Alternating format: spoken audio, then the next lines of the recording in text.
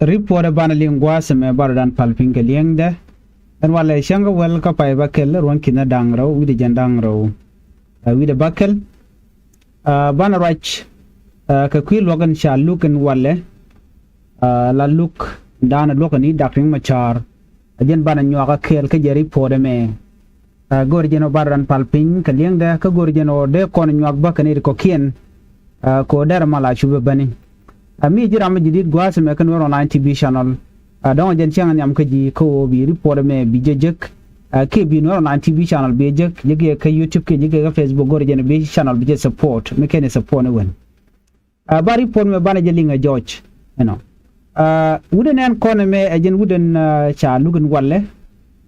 jen mampal dor jiram rode men cha gwain kan Nasser attack e chitwo ki ka kore dana chitwo ka Nasser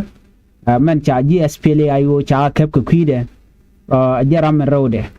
ramen ya me cha lugu ne ka gwade dan honorable potkang entame cha la mampal dor ban report dan cha lat of course kon me dan cha na jeling me chor la ne ken nyam dun walle ka lugu me lo ga je ka changa wel ka pai bakel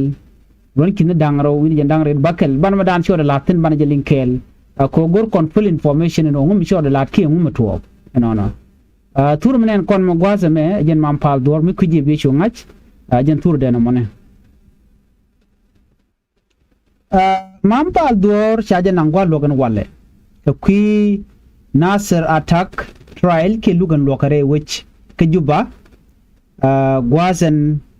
cha kwaran bumniken ka te ka longa kuma spele ayo cha ka yentin Mete first vice president Dr. Machatetin. Ka changa diogan wale, chi mampal dor che nyoko michunga niam lok. No. Lugo mo chwale special court. No. Jen chinarwach kata yunte kon te cha nang kaje, kan ta e cha gwen kaje. No. Gwada me kajen wale, kajen Wednesday ke changa diok. No ka jok. Chalde unene. Chinere kon de gwa loktin ne kon lokuluk chikano dor chikano tubano ba yute kon te chanang ka mampal dor ba ka dil waje ala yu ka torbiyel de kon chanang kan kwakte ko kien te kan mention gwada me wa kan dial ba ka loj jo no kwakte tone te kon nanka ji security ke security officers me yen kan gadi ka chenga diech ka pay diok ron kina dangro wiri jan dangro wiri diech ngai kone gwade dane yan ka gadi ke je che joje nodi je te kwak de chanang ka kwak to ke kwak to go cha tor biere cha ganang eno ko honorable potkang ka cha yo kan damne cha ganang ka mampal dor an walle cha joje no chinetir kon lat ka luk ki de lok luk ka la do ne kwakati ba ka dil lo chin ba kam jiken ka jodan jikalat gwasmene ko goroje no te ene dwor meten gwa ba lo gwande ka taye dan enan ka je ka je lat e chiwa chi kon luke dan e cha luk lugan jen badagu de dien jene de five court session me chatuk mampal dor tik run depade tichop ka jendang jor badak menona ka jodan chalat mampal dor gode kapu jetin jene lo jene karenyal we ka Uganda mi che chubo gwada dana dong dere kot ne che kot chute ko officer ke de kel mi chu kwa ka chu ka Kevin Gwasama chwa jogono berar renyal ka chwa janang ne ka airport ka Juba International Airport te ga duel mede nan Gwasama mi sha ka ba sha nang tin cha passport ne ga cha ganang cha yo ga cha ganang men gold watch la damni cha nang yuri chop ke kit du kor kelu jindir badak US dollar la 1150 US dollar cha nang ka je cha nang yuri chop ke 23,000 South Sudanese pound ka jen ba cha nang gold necklace ala kwanwa kula la dab kwanwa cha nyok mun nang ga je boni cha nang nyang yen dangro eno ke bag de kel te dia do ya nang ne tin kon ti la ji security gwaze dan e kabjetin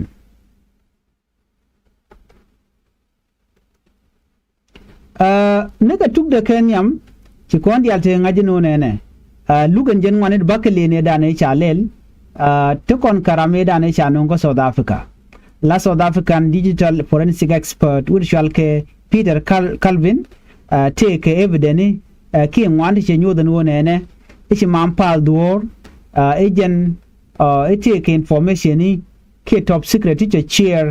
no ke netin kon tilan nuer wai army ke ngwane nuer gwade dane che korche tokten kan top secret information to wa che kan nyot ne kon tilan nuer wai army ne ke jen pai doge dane che korche togoje won kin dangro jen dangro ide diech me cha military garrison re week nasser me cha je yan match ngwenen wori ka chwaje kef no ci jenu de mem chal ke Peter Calvin ke ran South African expert mo ya raje joje no ne ajene ci mampal dor take information ni ke sensitive operational detail diketup no ka kwi do be dan e ba garrison ke do de ni la base dien me ba je kula kep take information ni teacher pass je kam nuer wai army ka jodan cha gwen ke je wa ken information to teje tup I wa kel radio no e jogonated konti la nuer no la de mobilization ka gorje no biya netin konti la de SSPDF biya ka joirar re weekend na to e che ka lat ke report ni ame cha la de wuri shol ka me Peter Calvin ran South Africa na dana cha jur ko betal pone gani e beketul and walle she testify no cha testimony de cha nyoko milien gaje ka luga jen badda gud bakalian re wiki juba ka freedom mall and walle ci mampal do te mi chalar gwad mene jene te kono ya kwa kanang ajene tele mi cha lo jok mi cha kame gwad lo ka jetino kan kwa kan kanu ka jin lo ka jila kwa kula karel keka no ajene kan kanu so joganetin konti log look reweki juba eno de kwa de lo jok ka National Security Service de kan kwa de ale kan lo jok ko kwa kan kanang ka ci kan detain ka do mi shajen unlawfully ci kan detain a tele justification without justification ci kan yen man my family bo ci na chu ko kwa ken de kon eno te cha nang an gwa the money ajeni yen cha yen ajeni cha tre ngone and systematic way cha target de me cha target ke je ko rana spila yo ajeni che chuang na mene so cha jomo cha jelat mampal dor jene businessman he denied ke che lar no ne chante ke tikete ko ne lat karodian jo ji persecution no ne ko ne gwan cha cha no ne tin ci alar kan dial ka kaini ajeni telami jieg mi chalat wa kemne ke jienda en wa Uganda no ajeni kan dial ko ne chalat eno te ke waya mi te fan ajeni ka keliu ke teleb de nyoda ajeni kan dial to ajeni ka kaini ke kuje moni telemi telel ka tayi dan ci ko te to ga Nasir ka jen gwade dan e ciwa ka jom talat gwas me mampa dor jene tugo ne ka jenna shang nyandang joka pay baro ron kin dangro jendang rewi dero kana min jien rewi ke juba kana min we ka Nasir jene kana jien gon ne konte tene be we ka Nasir mobilization be jakulo la de winimi ci Judge Stephen Simon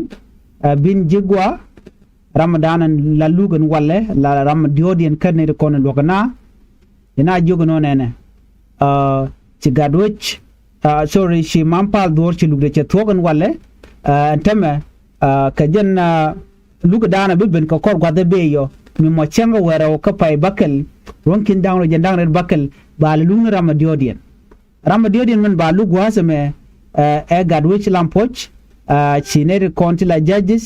ci ka lado nene e gadwech lampoch ajak ko berode yaleka ko ka jen next session bibbeno no la luga jen badu baro dien bala gwade ko ba jotich chinere ko la jingoni chala do nene lo makar garu lampoch wa ba jakere de ba je prepare ko be chong niam lok ka chanka wero ka pai ba kel rokin dangro widi jandangro widi bakala de kontinene ramadaw de men chagwan la mampal dor ci lu de togan wala ci kon yaling do dana chagwan ka je ci ala de joje no ne tele tetten ramdana budot bala kenete ko kene kon ci do no chala do ne tin jalat kan dial wa ba ga nyok mu wa ka zaman ki ba ko gich no be kana kulo ba the final ba je kulo no ka jodan chalat ke je so na me amije tuok ka gwadan be bu controlling ni luga diodien ke luga rama diodien man cha gwanyre wicin ni mi mampal dor je ne rama badak dien no ramadana cha gwany ka cha charge ka te konte je te kone ci to nasir ka jodan chalat ke je mampal dor wade kabjitin ka ko je kajen taye dan ci korci to je nasir me chala do ne ci nwer way ammi ci kurum ke de na SSPDF me ba de na SSPDF ba jen garrison ke we are due ba je dak ken ka gwase dan chwa ko la do ne ti ji aspila yo ticket ne jen do dana goy ga keno chai gujin wona me ci tok na many political motivated case ci o te ka dwer mi kanala mampal dor chaje yen kene ko ken te first by president Dagma Char Teten te honorable Pot Kang Chol Teten te gadu lam pojara diodien ba ko we look ka jen chang waro buben ke lieutenant general Gabriel Doblam ke Camilo Gan Michael ke Mading Yakrik ke Dominic Gad Gogrik ne de tie kene de kon ci dot tin ba look ka kor gwaten be duno laram ke la loka ka bara din ba jo lo look ka gwada do dien ti dialati jen kwiri me da ci to me chala da kum kit me dino te ge de ni choko ku dangara wujin de baro te sha na gala de ni SSPDF sold ye tekon awe ne ka commander David Majudak wase dan chaje nek ten me nyale e beje benang chu kore to ngwada mo ente ti ke na konan chaka ga di ka je ano gwa kore dan te me chungwan te sha kep ke ci bat ka kume SSPDF tilat kan wona ne pegden kan kwak meni te ko ne cha kep ke te ci bat ka kume SSPDF kan te kan ga yuru chop ko 58 million US dollar na me ajeri podan ji kan non nan ban nyo je kala radien biya te mal bye bye